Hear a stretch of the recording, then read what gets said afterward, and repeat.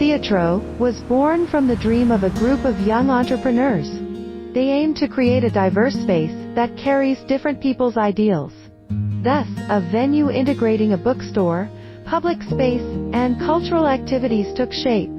The project is located in an old theater built in 1910. Long abandoned, the building still retains unique historical value. The renovation focuses on rediscovering its original traits and restoring its initial function.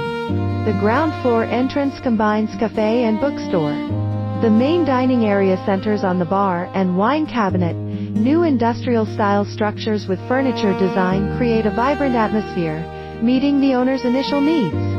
Interior design avoids solid partitions, using furniture and material changes to divide areas, a concept proposed early to minimize construction impact on the original building.